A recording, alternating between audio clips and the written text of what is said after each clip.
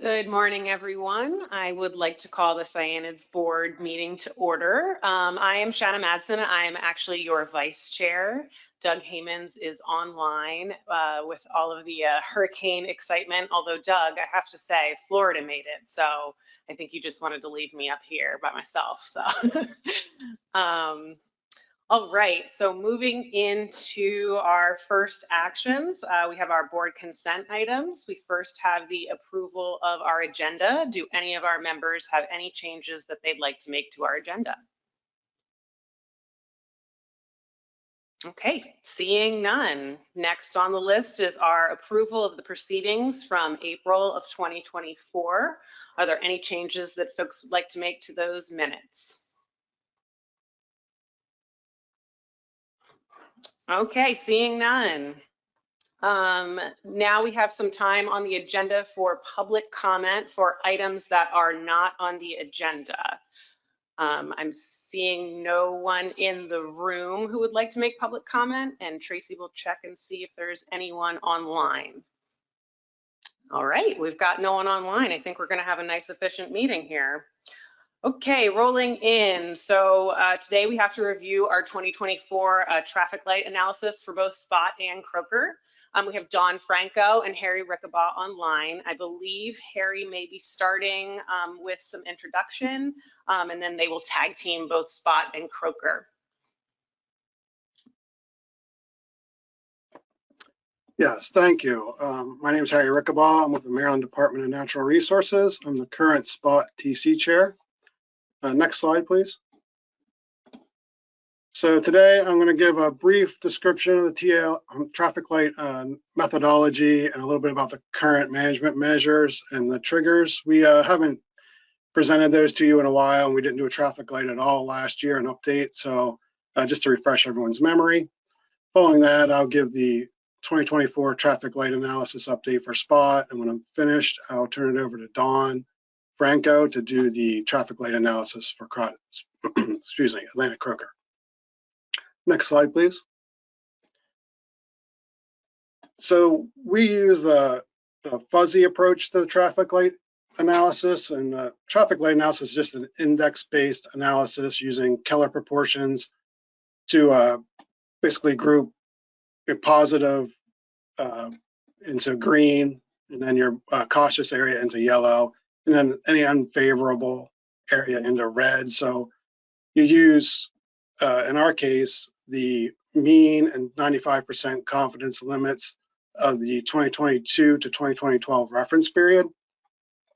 So if you look at the figure on the right, the middle line that says mean, that's the actually mean for the index, obviously, that is being evaluated. And it would be 100% yellow at its mean. And then as you move above the mean towards the upper confidence limit, it gets to be more and more green, less and less yellow. Once you reach that upper confidence limit, it's 50% green, 50% yellow. And at 2 times the upper confidence limit, it becomes 100% green. And then conversely, you simply would do the same thing for red. As you move under the mean, it becomes more and more red and less yellow. Then in order to calculate those percentages, we use a linear regression of the index values plus those proportions of yellow, green, and red on the left side to come up with an equation we can use to assign the exact Keller proportions for each index relative to the reference period. Then we can combine the indices. For both species, we use 2 metrics, the harvest metric and the adult abundance metric, which are divided by region. We can combine the individual indices. We use a 50-50 weighting because we have 2 indices in each metric in this instance. So you can have some cases where in a given year you'll see green, yellow, and red. That just means one of the 2 indices was above its mean and one of the 2 indices was below its mean relative to those that reference period of 2022 to 2012. Next slide, please.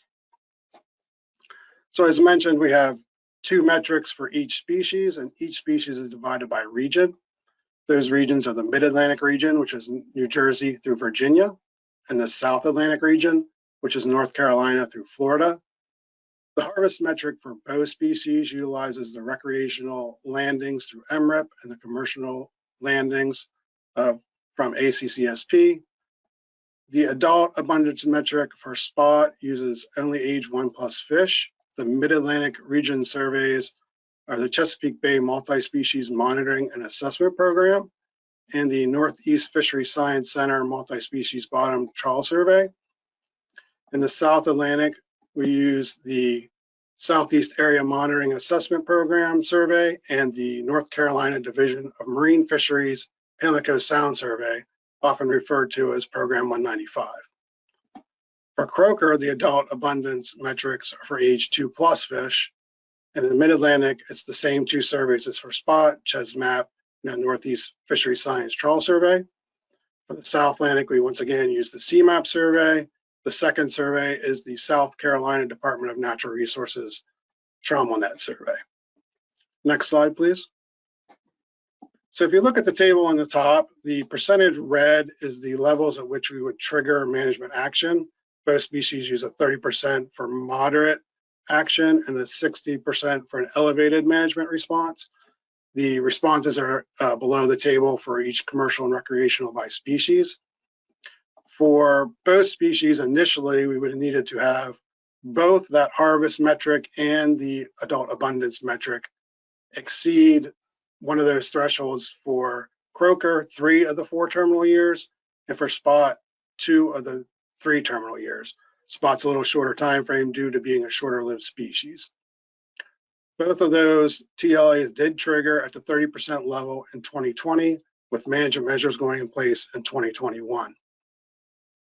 For croaker, those measurements need to stay in place for at least 3 years. For spot, they were required to stay in place for at least 2 years. And there was also any state with more restrictive measures had to keep those in place for that same time frame, or until the abundance metric is no longer triggered. At that point, if we're past those 3-year and 2-year limits, and the abundance metric is no longer triggered, we could then remove the regulations if the board wished. Now, we don't use the commercial or recreational harvest, which is the harvest metric, after it's triggered, since the management action could reduce the amount of landings, which would increase the amount of red, which is of course what we're monitoring to determine whether to go in or out of management action. Next slide, please. So now I'm going to move into the spot traffic light analysis, just using the methods I just mentioned. Next slide, please. So the first thing is the harvest composite indices. For this metric, and it's again available in Mid-Atlantic and South Atlantic, and actually for all the years you see for spot and croaker, we're going to use these same figures you see on the right. So if you look at just the upper panel, on the y-axis, there's the proportion of color. On the x-axis is obviously year. The red is coming off of the primary axis. So the proportion on the left, where it says 0.3, that would be your 30% level, that black line, horizontal line. The upper horizontal line at 0.6 is your 60% level. And again, it'll be that way for all of them. In this case, being the harvest composite. For spot, you can see that the terminal 2 years are above that 30% red threshold, which would mean if we were using this, it would be triggered. But since we've already triggered management action, we're not currently using this to evaluate that. We're just showing you what it would look like if we were. And you can also see that in 2023, we have the highest proportion of red at 74%. In the South Atlantic, we again have the highest proportion of red in 2023 at 81%, and it is the 8th year in a row that it was above the 30% threshold. Next slide, please. So for the, excuse me, for the adult abundance composite indices, I apologize, I just noticed I mislabeled this slide. I had these separated into 2 slides and made it into one. This isn't just for the Mid-Atlantic. As you'll notice, we have the Mid-Atlantic and South Atlantic on this slide. So the top panel is the Mid-Atlantic adult indices. Again, for this would be CHESMAP and the Northeast Science Center survey. If you recall, for CHESMAP, they had some survey changes, some significant ones following the 2018 sampling season. So for the past couple of traffic light updates, we have not had any CHESMAP information and therefore no composite index following 2018. They have since done those conversions, so all of the data previous data 2018 has been converted to be on the same scale as the current survey methodology. So this is the first time you're seeing anything for 2019 on for the traffic light for the Mid-Atlantic. So you can see we do not have terminal, 2 of the 3 terminal years above 30%, although the terminal year 2023 is above the 30% red in the Mid-Atlantic. In the South Atlantic, there are no red at all in 2022 or 23, and it has not been above 30% red since 2018. So neither of these would be tripped at this point. Next slide, please.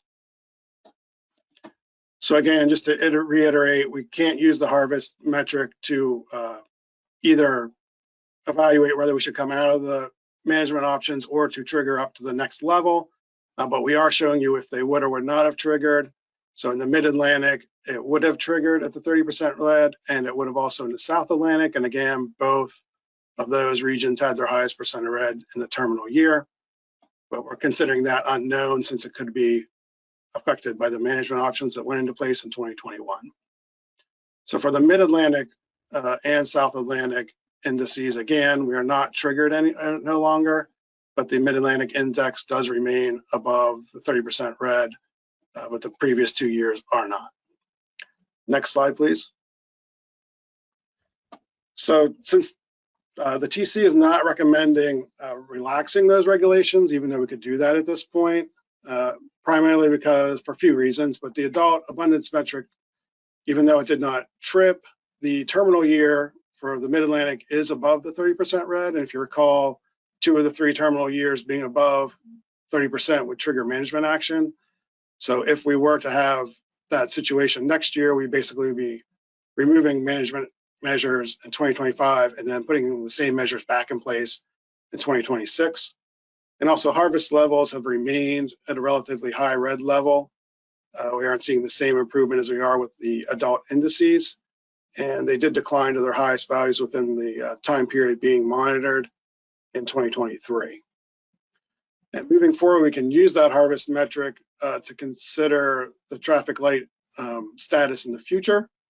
That's because we are now officially not really triggered since we have the abundance index moving into the favorable zone. And we also have the benchmark stock assessment that's going to begin right after the Croker assessment is finished. Hopefully that's in 2025. TC would prefer to wait to see if we are able to get a more traditional stock assessment out of that, results out of that are usable for management action to evaluate whether or not we should be changing our management rather than changing it now, potentially changing it again following that stock assessment. Next slide, please. So with that, I can take any questions on either the way this traffic light is calculated or the spot traffic light. Thanks. All right, great. Thank you so much, Harry. I'm going to turn towards the board to see if we have any questions regarding Harry's presentation.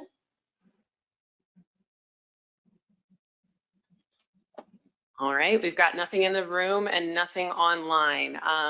Verified with Tracy, if the board decides to go along with the recommendations of the TC, we do not have to take any actions today. So just something to consider as we're moving forward and we go into Croker. All right. We've got a quiet and small group today. Let's move forward and we'll go ahead and we'll have Dawn present for Croker next. Okay, thank you so much, Shanna, and thank you, Harry. Can everyone hear me before I get too far? We got you, Dawn. Awesome, perfect. Thank you, Harry, for the introduction and doing the lion's share of the presentation. I will just be taking everyone through the Croker part, as everything he just explained earlier is applicable to Croker as well. And I didn't introduce myself, I'm so sorry. I'm Dawn Franco. I'm with Georgia Department of Natural Resources, and I am newly the chair of Atlanta Croker TC in the interim since we just lost our chair. So yeah, here we go. Okay. Next slide. So very similar to what Harry just said, I'll start with the Harvest Composite, which is recreational and commercial landings combined. And we have the Mid-Atlantic at the top and the South Atlantic at the bottom. And so for the Mid-Atlantic, you can see that we are continuing above the 60% threshold for several years now, and we're about 10 years above the 30% threshold. And then in the South Atlantic, we are not quite reaching the 60% threshold, but we have been either at or exceeding the 30% threshold for the past 10 years. And like Harry said, we currently cannot use these for assessing another trigger mechanism or putting in further management restrictions, but it is still good to show you how things are going and to refer back to it. And also Harry said that once triggered, if we remove the management measures, we could go back and use this data once again for determining if anything is triggered for either region. Next slide, please. So moving on to the data that we can actually use today, we'll look at the Atlantic croaker adult abundance slides. So as Harry mentioned, this is the first year that we have a full data set for the Mid-Atlantic. It's very exciting. So now we can see all the data that we were missing for the previous years. And what we see here for the top and Mid-Atlantic is we have continuation above the 30% threshold in majority of the recent years, but for croaker, we're only focusing on the past 4 years. So we would need 3 out of the last 4 years to exceed any percent threshold to make a decision or for further management action to occur. So we actually saw some improvement in Mid-Atlantic for a few short years. In 2021 and 2022, that level decreased a little bit from 2020. The red was over 60% in 2020 and declined for a couple of years. But then in the terminal year, it shot up to a very high level in 2023 at 90% for that last terminal year. So in a nutshell, we have exceeded 30% threshold once again in the past 3 out of the 4 years. And we got very close to 60%, exceeding 60% in 2020, slightly under at 56% in 2021,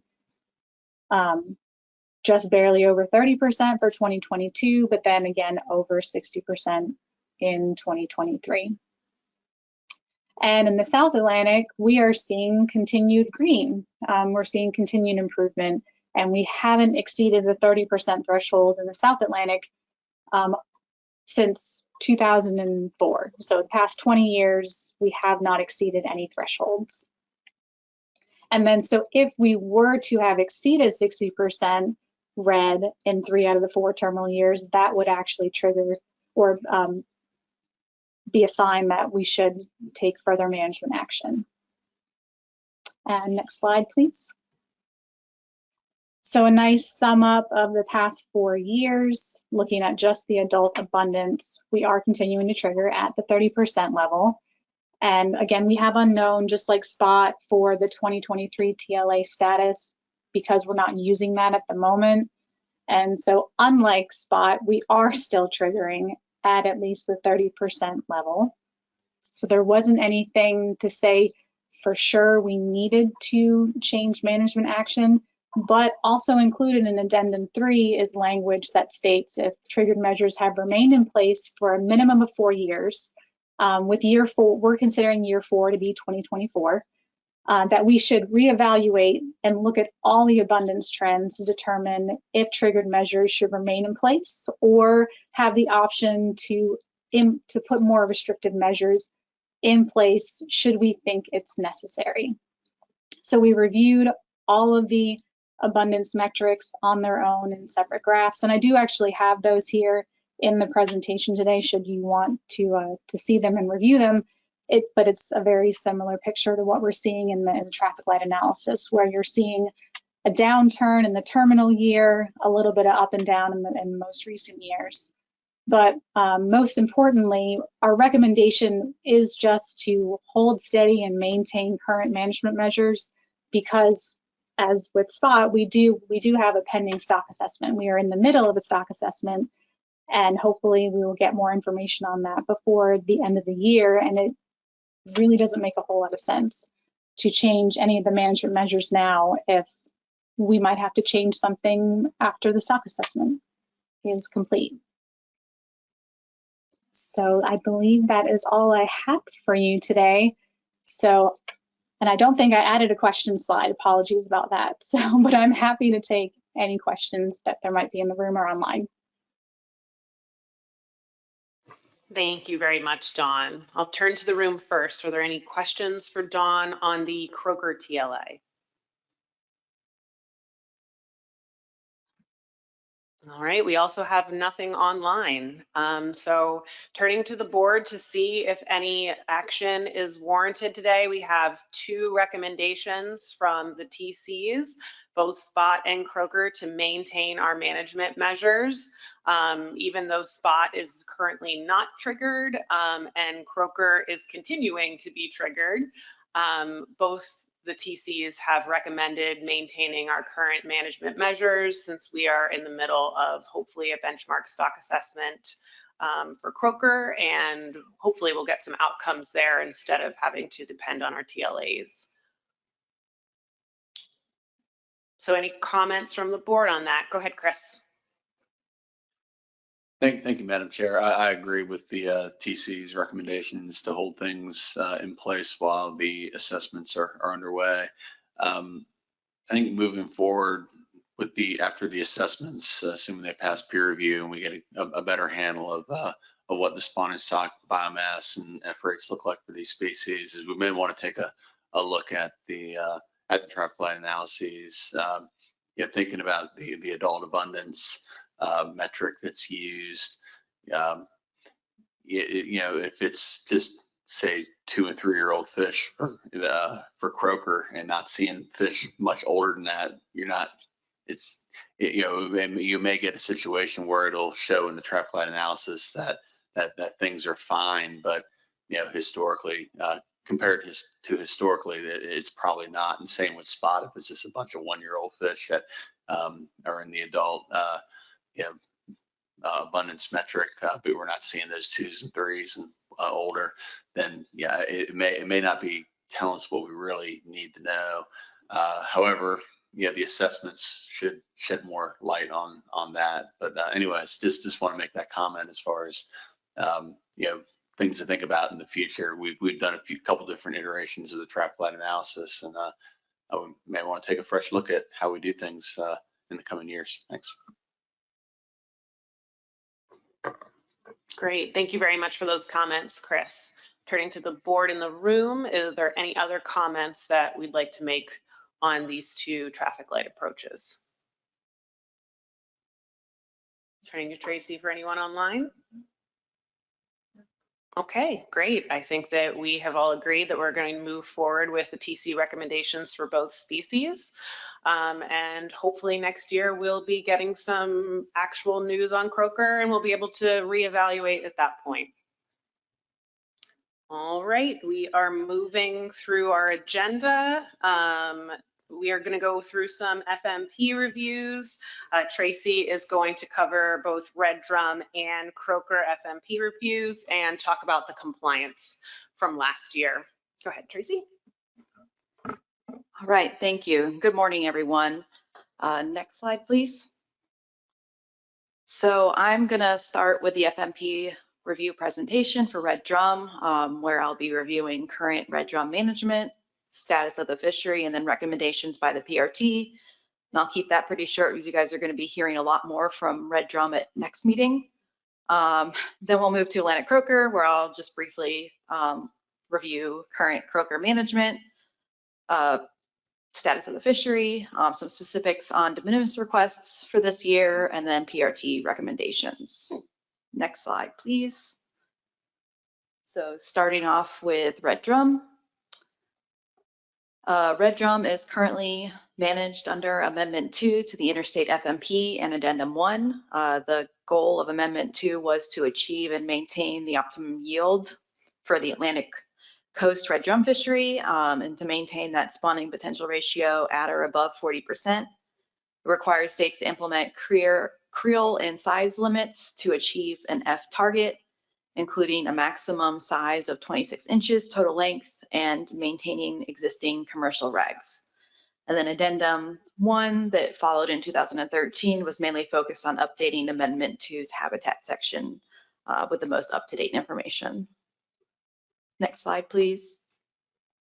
So moving into status of the fishery, this figure breaks down the northern, which is New Jersey through North Carolina, and southern, which is South Carolina through Florida, regions, commercial and recreational landings as the proportion of total coastwide landings. In this figure, starting at the bottom blue and green represent the proportion of total coastwide landings that are from the northern region. And then the dark blue at the top is the proportion of total landings from the southern region, which are obviously, at least except for right at the beginning, all recreational. So red drum landings from New Jersey through the east coast of Florida in 2023 were estimated at about 5.0 million pounds. 61% of those total landings came from the southern region and 39% came from the northern region. In the northern region, landings totaled 1.9 million pounds in 2023, which was a decline about 24% from the previous year. And this was mainly due to a decline in recreational landings in the northern region. And then commercial landings in the northern region increased slightly by 6% in 2023 to approximately 200,000 pounds. Next slide, please. I will now review red drum rec landings specifically. In this figure, the orange bars are the recreational landings in millions of pounds from the northern region, and the blue portion is rec landings from the southern region. Recreational landings in the northern region in 2023 were estimated to be 1.8 million pounds, or about 387,000 million fish, which, as previously mentioned, was declined from the previous year's estimates of recreational harvest, which was about 2.6 million pounds. Recreational landings in the southern region were estimated at 3.0 million pounds, or about 1 million fish, which was a slight decline from 2022. Next slide, please. So this figure shows total recreational removals compared to the number of fish in both the northern and southern regions. The lines on this figure are number of fish in the northern region, which is the red line, and the southern region, which is the orange line, and the bars are total recreational removals in numbers of fish for the two regions.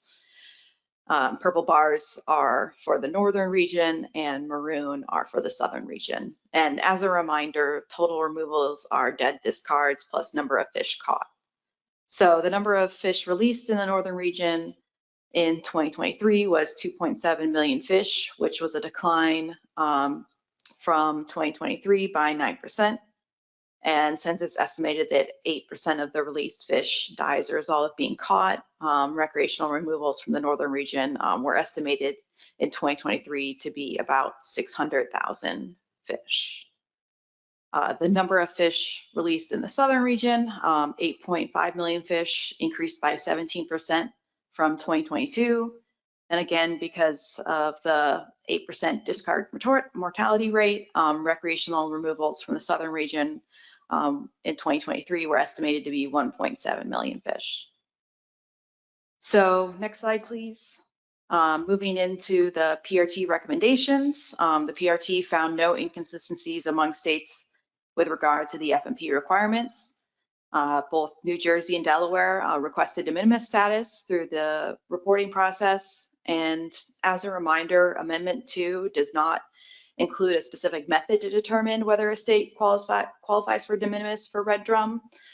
So the PRT has chosen to evaluate each state's contribution to the fishery by comparing the 2-year average of total landings of that state to the management unit.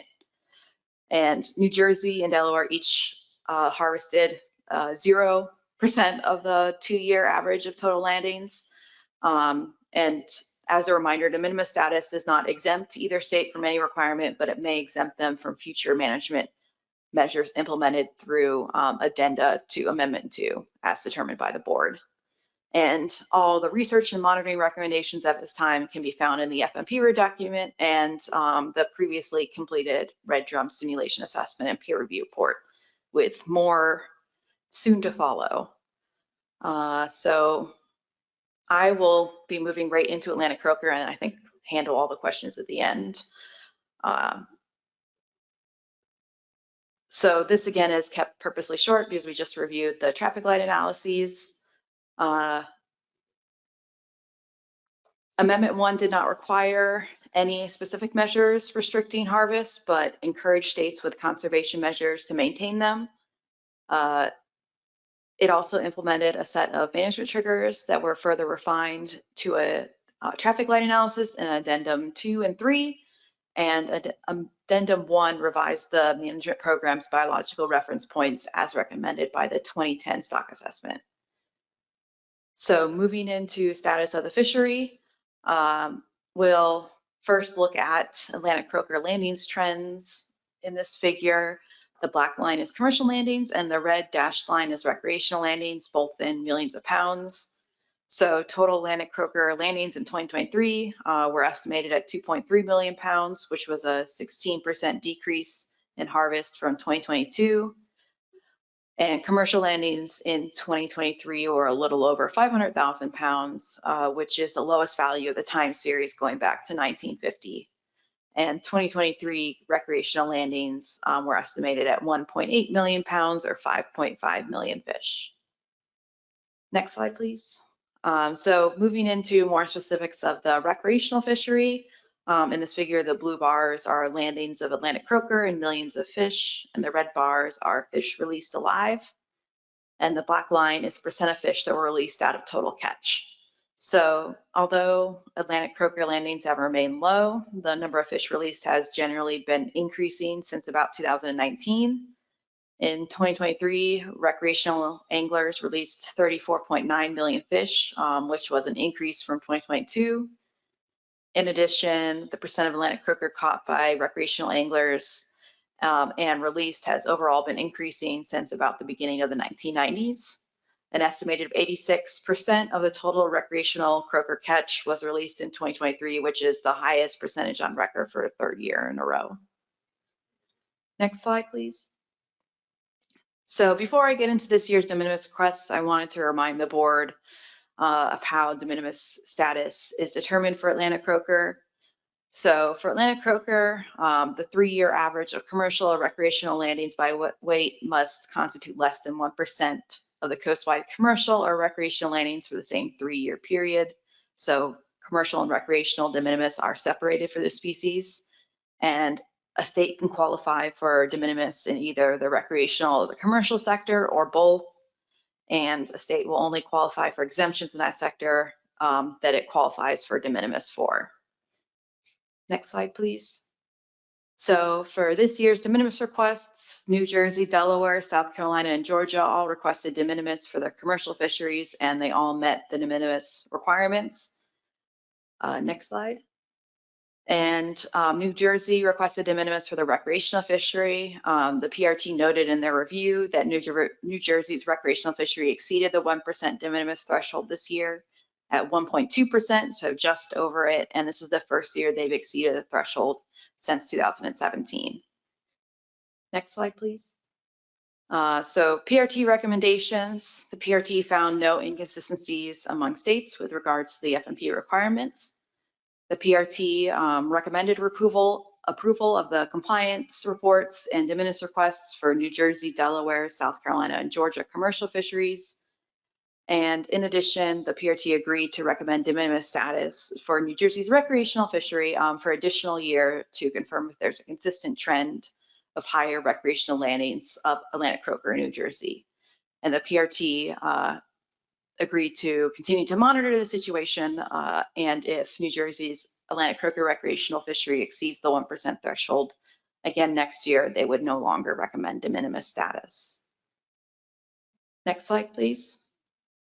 So also of note, since Delaware had not requested de minimis status for the recreational fishery this year, which they have in the past, they will be required to implement a 50 fish bag limit in order to stay in compliance with the FMP. And I also, it's also noted in the FMP review that additional research and recommendations can be found there and in the most recent stock assessment. So with that, I can take any questions. Great, thank you, Tracy. I will turn to the board to see if there are any questions about either of these FMP reviews. John Clark. Thank you, Madam Chair. Tracy, with the commercial landings of Croker, I mean, it really seems to have bottomed out. Is it all based on, I mean, they've always been cyclical, I know, in their abundance. Is it a combination this time of effort and the population, or, I mean, is there still the same market for Croker? Because it really seems like it's just bottomed out. That's a really good question. I haven't heard much about the market for Croker, and that's where I might turn to some of the states to see if they've heard anything. But I mean, something really we're going to have to dive in further in terms of effort and stuff like that in the stock assessment itself. Go ahead, Chris. Thanks, Madam Chair. I'm not sure about any market changes. Marketability could be an issue. I know with the gillnet fishery in the ocean for Croker off of North Carolina, as the fish got smaller, they were using a smaller mesh size to catch those fish. And I know at least in the past, when there was a bigger commercial fishery, there was a better market for those larger fish. So it might just be not as many large fish available, but I can't really speak on how the affects the overall market. But that just kind of put the landings in perspective. The coastwide landings of 500,000 pounds during the last peak of the the commercial fishery for Croker in North Carolina. You had a few trawlers come in and the gillnet fleet go. That'd be about a week's worth of catch landings just in North Carolina during the winter time. So it's a big change over 20 years that we've seen. Thanks. Thank you, Chris. And just a comment from Virginia, we're seeing the same thing. We've got a lot of small croaker right now, but not a lot of large ones. So I think the market might still be there, but we're just not getting the correct sized fish for that market. Eric Reed. Yeah, thank you, Madam Chair. I am not on this committee, but I know something about the market. When it comes to things like panfish, which is what a croaker is, it's akin to our scup or porgy in New England. And I can tell you that the big ones are worth money, but when you get into a relatively small fish, which is what we catch as well as far as our scup goes, the shipping costs aren't covered by the return out of the market anymore. So I don't like doing it for free, but I will do it for free. But the boats don't want to do it for free. So that's probably where the price is so low that nobody can make any money doing it. It's not profitable, so nobody wants to spend the time dealing with it. Thank you for that insight, Eric. Do we have any other questions around the table about either the Red Drum FMP review or Croker FMP review? Lynn Fegley. Madam Chair, thank you. I was just going to say, if you're ready for a motion, I'd be happy to provide. Please go right ahead unless we have someone online that wants to make comment or have questions. Okay, seeing none. Go ahead, Lynn. Okay, I was going to start with Red Drum. Move to approve the Red Drum FMP review for the 2023 fishing year as amended today. State compliance reports and de minimis status for New Jersey and Delaware. Motion by Lynn Fegley, second by John Clark. Any discussion around the table on this motion? Okay, seeing none. Are we maybe ready for a second motion?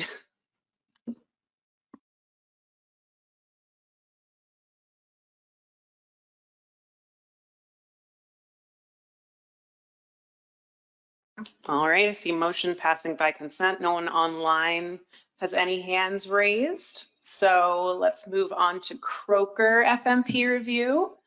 Any comments that either of the states who are kind of flip-flopping in and out of de minimis would like to make, please feel free to.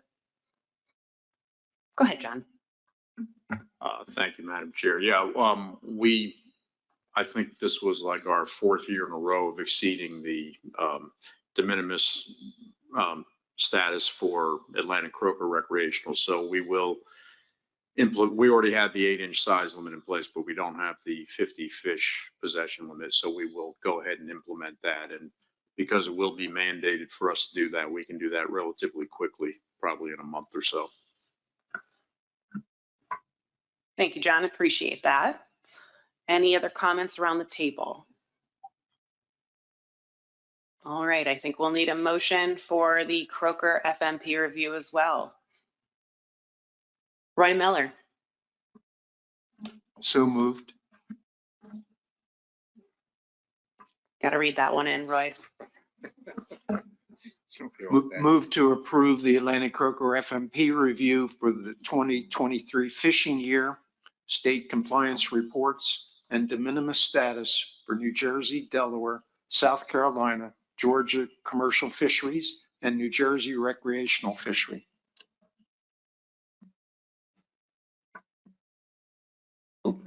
All right, I see Jeff Kalin, second. All right, do we have any objections around the table? Any online? All right, none online. Motion passes. Okay, so last item on our agenda, it looks like we have progress updates on some of our benchmark stock assessments. Jeff Kipp is going to go over our red drum, croaker, and spot benchmark stock assessments. Jeff. Thank you, Madam Chair. So I'm going to go ahead and start with an update on the red drum assessment. So since the last update to this board at the spring meeting, the stock assessment subcommittee has finalized the assessment report. That was in June. The assessment was presented to the technical committee, and the technical committee approved that assessment for release to the peer review in June. And the assessment report was forwarded to the CDAR for peer review in early July. We are actually meeting next week for the CDAR peer review workshop down in Charleston. So that will be from Tuesday through Friday of next week. And then we will be presenting the assessment and the peer review reports to the board at the annual meeting. Moving on to the Atlantic croaker and spot assessments. We have had 2 of our milestones for these assessments. We have data workshop and a methods workshop both last year. Since that time, we've mostly been meeting a subgroup of the stock assessment subcommittee on biweekly modeler calls to develop the Atlantic croaker stock synthesis model. Going back to the annual meeting of last year, the board decided to decouple the assessments, move forward with the croaker assessment, and hold the spot assessment for now. We did want to bring some stock assessment subcommittee changes to the board's awareness. We've had 2 members leave the stock assessment subcommittee. Lindy Berry in New Jersey has retired, and Summer Smott from Virginia has changed positions. So we thank Lindy and Summers for their contributions. But that SAS has gotten a little thinner since. The South Carolina DNR has hired a new hire, CJ Schlick, for support of ASMFC South Atlantic assessments. CJ has been joining us informally on these biweekly modeler calls, but we did want to request the board make the addition of CJ to the SAS formal here today. The timeline for the remaining croaker assessment milestones, we do have a assessment workshop and then finally a peer review workshop still scheduled for that assessment. But those remain to be determined at this time, given the model development. We're kind of holding until we see enough progress on that model development to have a productive final assessment workshop to finalize stock status determinations out of that model. And once that is scheduled, we'll then schedule the peer review to follow that and when this assessment will be presented to the board. Once the Atlantic Croaker assessment is completed, we'll then begin the spot assessment, and we are anticipating approximately a year for the completion of that spot stock assessment once it starts. So that's it for my updates. So again, looking for any opposition to adding CJ Schlick to the Spot and Atlantic Croaker Stock Assessment Subcommittee, and any questions on these ongoing assessments. Thank you. Thank you, Jeff. Any questions for Jeff on these stock assessments? John Clark. Thank you. Hey, Jeff, thanks for the update. With the Croaker, is the idea to develop more of like biological reference points rather than just keep relying on the traffic light, or does it look like based on the data we'll still be doing the traffic light analysis? Yes, that is the goal, is to develop biological reference points with this stock synthesis model and have a stock status determination from that as opposed to the TLA.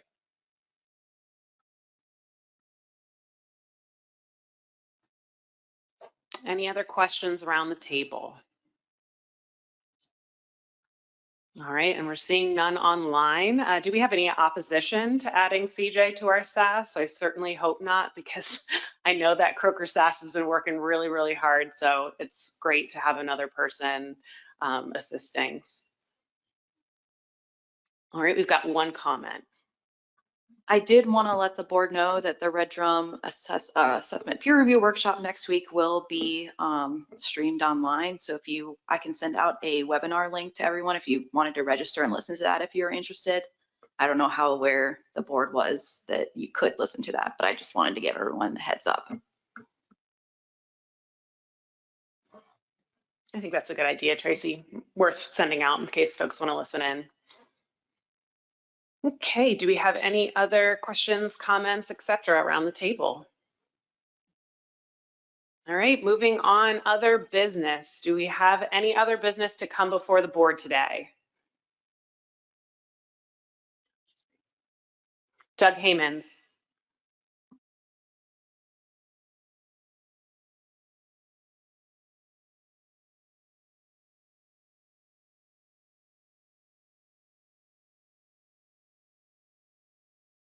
Doug, it looks like you are self-muted currently.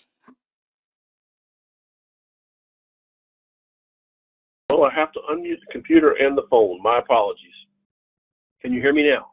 We got you now. Thanks, Doug. It was simply a thank you for chairing today in my absence. I appreciate it and look forward to seeing everyone at the annual.